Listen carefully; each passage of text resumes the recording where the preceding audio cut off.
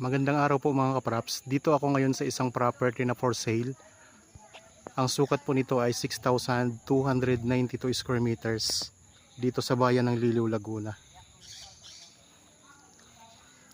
Meron itong 6 na kubo, may 3 po na kubo na may kwarto at may 4 na tipi house. May CR na rin po ito dito sa loob ng property. Napakaraming mga tanim na prutas. May mga puno ng lansones, napakaraming lansones mga kapraps. Avocado, mangustin, may mga puno ng niyog, may mga rambutan. Tingnan niyo po, palibot ng property. Ganda. Tapos meron tayo ditong mountain view. Tanaw natin dito yung Mount Banahaw mga kapraps.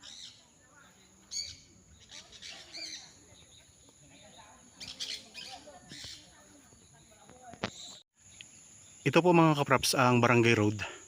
Ang distansya nito papunta sa town proper ng Liliw ay nasa 7 kilometers po mga kapraps. Nasa 12 minutes travel time.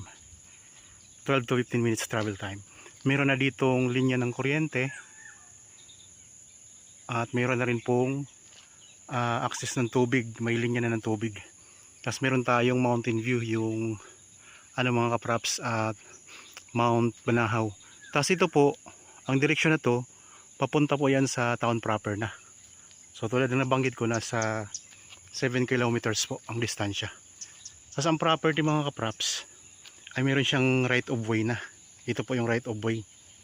Tapos dito, ito naman po, may mga farm din dyan at saka may ilang barangay pa po dyan nasakop dito sa Liliw. So ipakita ko sa inyo yung right of way papasok dito sa property. So sa ngayon po ay konting ayos lang, makapasok na po ang sasakyan papunta sa loob. So dito lang po ang kailangan nating ayusin sa may bukana nitong right of way. Okay, ako nga po pala si Bads, ang inyong laging kasama para sa virtual viewing sa mga property na in-offer namin. Mula dito po sa kalsada mga kapraps, ang property ay nasa 70 meters po ang distansya mula po dito. Okay, tara po. Ayan, mayroon na tayong tubig dito. So ang tubig dito mga kapraps ay libre lang, walang bayad. Yan, dito mga kapraps, mayroon na siyang sementado na part. So kung gusto niyo ipasok ang sasakyan, kailangan po niyo isemento yan para makapasok dito. Tapos dire-diretso na po yan mga kapraps papunta sa property. Meron ng semento sa bawat gilid. Yan. So nasa 60 to 70 meters po papasok. Yan, ito yung dadaanan natin. So doon na lang talaga sa bukana ng Barangay Road ang kailangang ayusin para makapasok po inyong sasakyan dito. Pero kapag motor, makapasok na.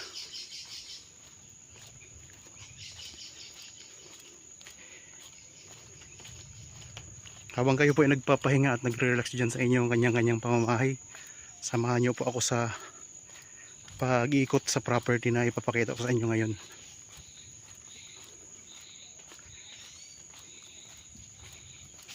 Yan, may mga dadaanan tayo mga farm din mga kapraps. Dito sa Liliw, napakalamig na ang klima. Sarap ng dito. Hangin, sariwang-sariwang hangin.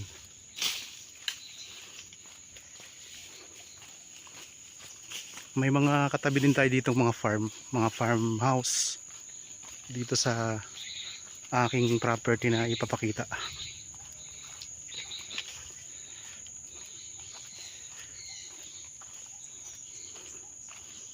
Okay, ayan ang mga kaprops. Yung gate na yan.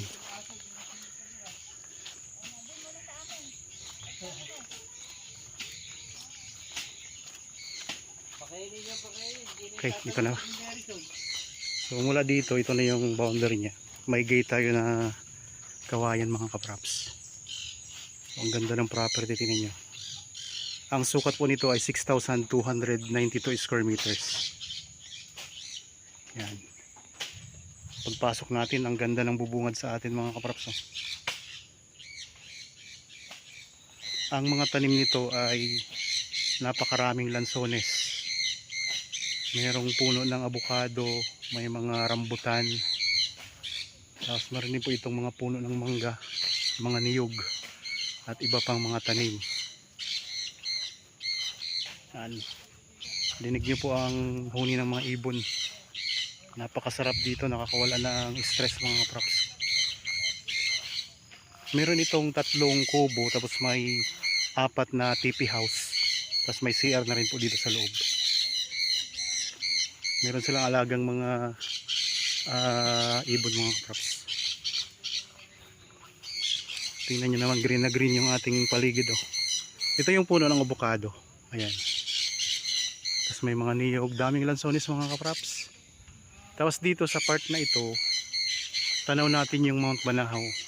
Ayan, natatakpan lang po ng mga puno. So sa Liliw Laguna ito mga kapraps ha. Lampas kalahating hektarya kasi 6,292 square meters. Ito ay titulado. Ang gaganda pa ng mga halaman. Tara, ikutin natin to.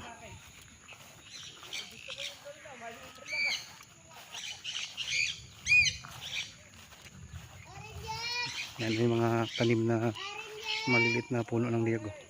Kakatanim lang.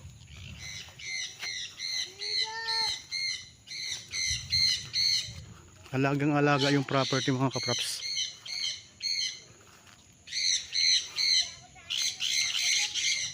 Pwede itong gawing camping site. Okay, pwede kayo magpatayo dito ng inyong rest house mga kapraps.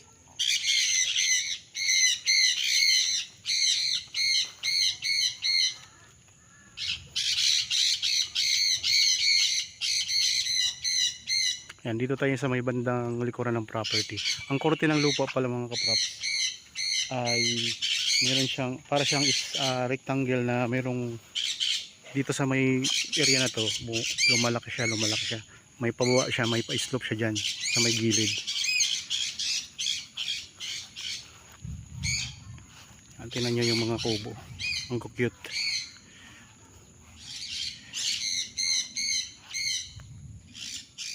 Meron rin po itong mga CR mga kapraps yun. Tapos may shower na rin po ito sa loob. Tapos may mga solar na rin kayo dito.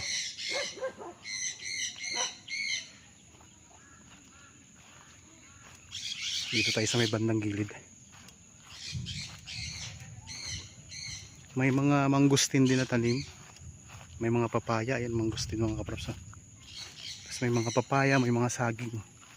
Tapos dito sa area na to, yan, ito yung sinabi ko sa inyo na pababa mga kapraps.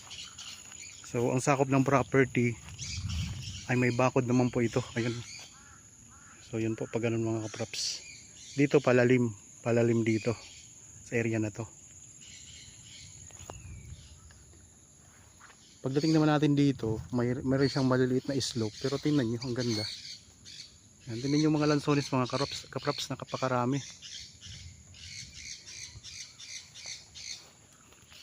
Ayun ang mga TP house. 4 na TP house mga kapraps. Meron din itong isang maliit na swimming pool pang bata. Ito po.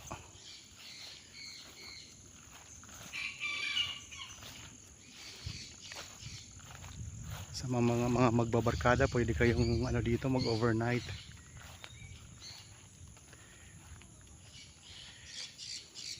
Dito ako sa area na to, ang ganda dito. Green na green.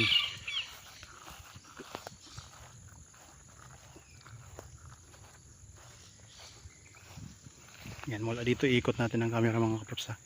Yan, may mga barbed wire na po yan na bakod. Palibot na. Yan, ang ganda ng mga lansones. Ang daming mamunga niyan mga kapraps at alagang alaga.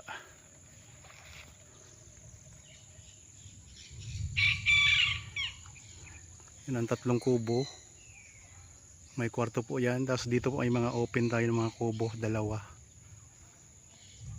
Tapos doon naman po ang CR. May mga CR tayo doon. Tingnan natin yung loob ng kwarto nito. Mga TP house.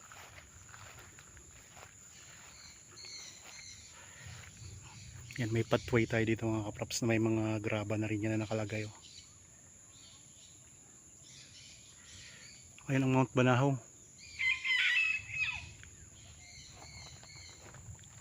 Yan, sakto po sa mag-partner. Kapag gusto niyo mag-overnight, yan, pwede pa kayo dito.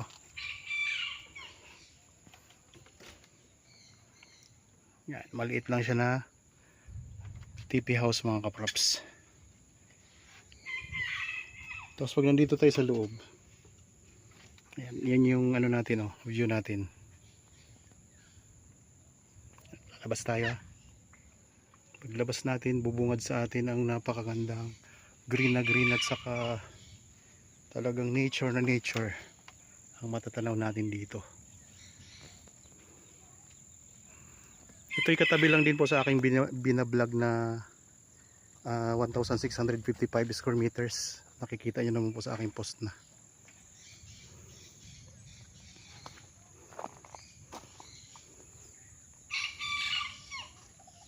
Maganda talaga dito sa loob mga kaprops ng property.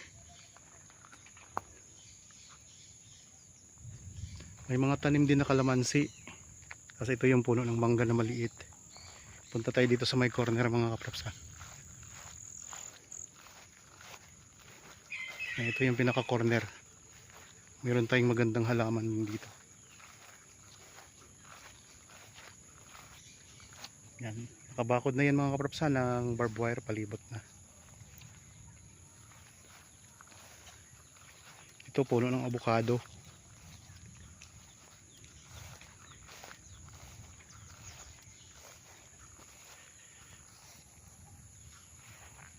Yan, nasa likod natin yung Mount Banahaw mga kaprops. Ayun, oh. Yan, Mount Banahaw na po yan. I-zoom ko lang ha. Yan mga kaprops ang Mount Banahaw. Mountain view. Background natin ang Mount Banahaw dito.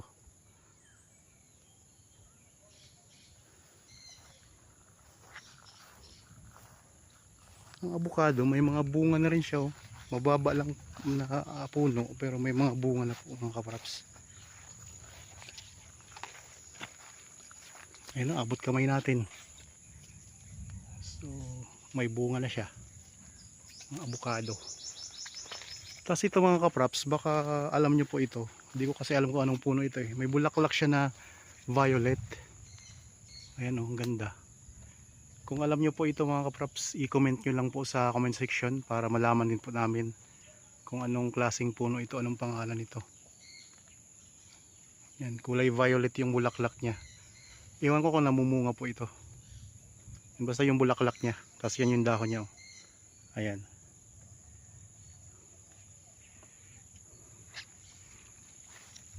Sa mga taga-subaybay po ng aking mga post dito sa aking channel, maraming salamat po sa inyong lahat.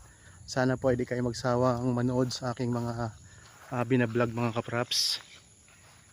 So sa mga ginawang libangan tong aking channel, nakakawala ng stress kapag napapanood nyo yung mga gandang property. So salamat po sa inyo. Ayan, may halaman tayo ditong maganda. Kasi ito yung ano, pa-slope siya mga kaprops ito. Pa-slope po yan, pababa. Tingnan din natin doon sa baba. Yan, puro mga lansones yan at saka meron din tayong mga may tanim tayo na puno ng durian dito. May mga kaprops.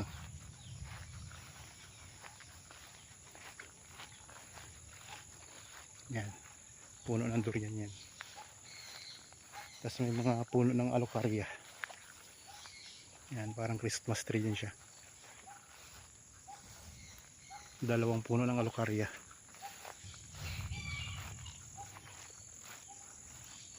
Dito sa baba mayroon silang kulungan ng baboy. Ayan, oh. Nasa babang bahagi. Kasi pa-slope itong dinadaanan natin mga kaprops eh. Ulitin ko lang ang mga tanim dito. Napakaraming lansones, may mga rambutan, may mangustin, may mga puno ng niyog, may puno ng santol, mayroong kalamansi, may mga avocado.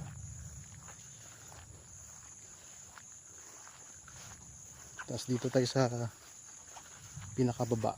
Maliit na part lang naman, maliit na area lang itong slope na to.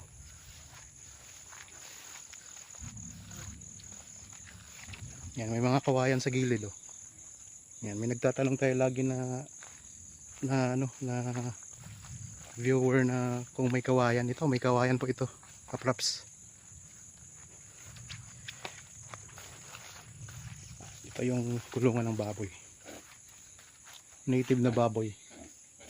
Ayan o, ayan siya.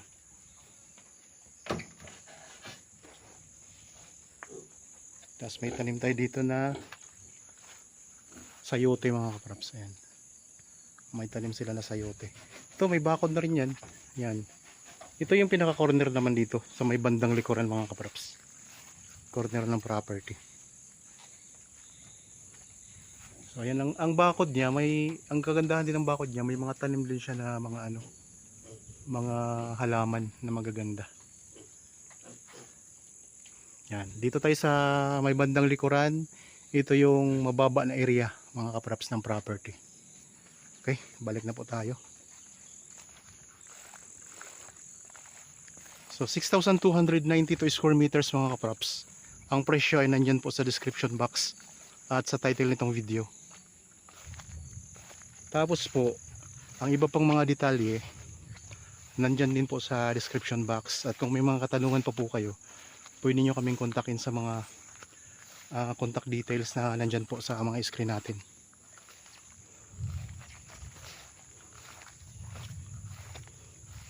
Malamig ang klima, fresh na fresh ang hangin dito mga kapraps sa Liliw, Laguna.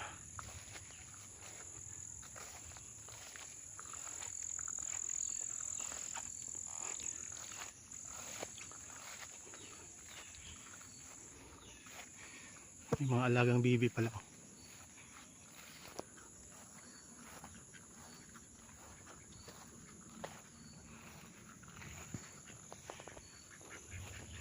May 3 kubo at may 4 na tipi house.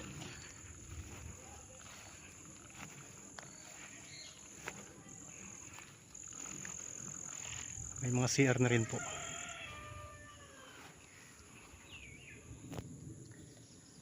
Daming tanim niya. Sulit na sulit mga kapraps. Kailangan nyo lang ayusin yung sa may pinaka unahan ng right of way para makapasok yung sasakyan po ninyo.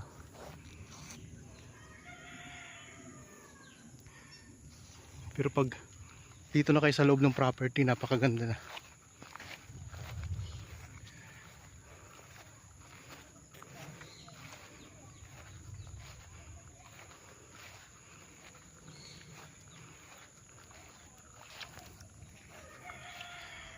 Puntahan natin yung mga CR.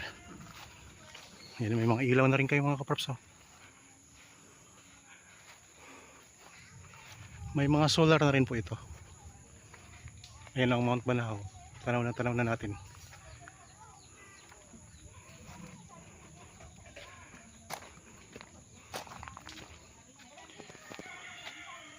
Merong 4 na CR. At may kusina na kayo, mayroon kayong dirty kitchen. Ayan o, starring si ma'am. Ayan po, meron kayong dirty kitchen dito. Tapos dito sa kabila naman po, meron din ditong kusina. Ito yung ito yung 4 na CR. Ayan.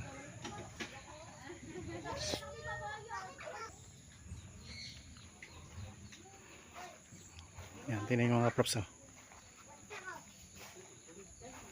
Ito yung kusina ninyo. So sa kabila ay dirty kitchen po yun. Dito naman po ay clean kitchen. Kasi dirty kitchen yung kabila eh.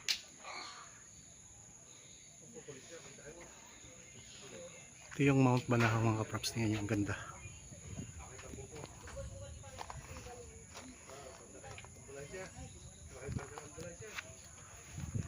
Ibalik tayo dito sa sa may gate ha. Ayan o.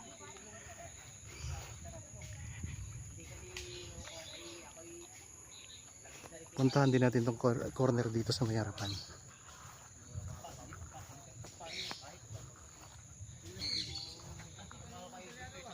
Yan, may durian din pala dito. Natanim, maliliit pa nga lang. Yan, dalawang durian. Yan, may bakod dito po yan. May screen pa pala na bakod. Oh. Bukod sa barbed wire. Mayroong screen din na bakod. May mga tanim na halaman palibot.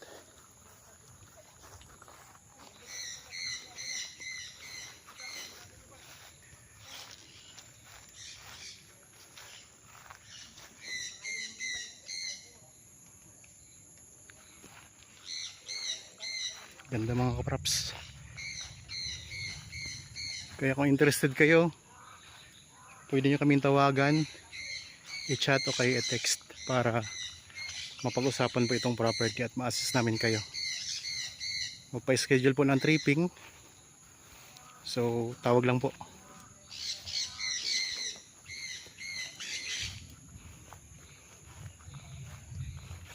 Ganda niya.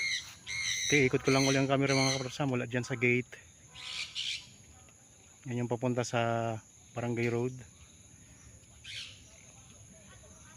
Ayan yung mga kubo. May open kubo tayo na dalawa. Tatlo yung may kwarto. Tapos may TP house na 4. Sa mga viewers po ngayon na mayroon ding property na gustong ibenta at gusto nyo pong ma-feature natin dito sa YouTube channel ko, pwede nyo po kaming tawagan para mapuntahan namin yung property ninyo at ma-feature natin dito mga kapraps. Yan, may mga niyog dito sa area na to.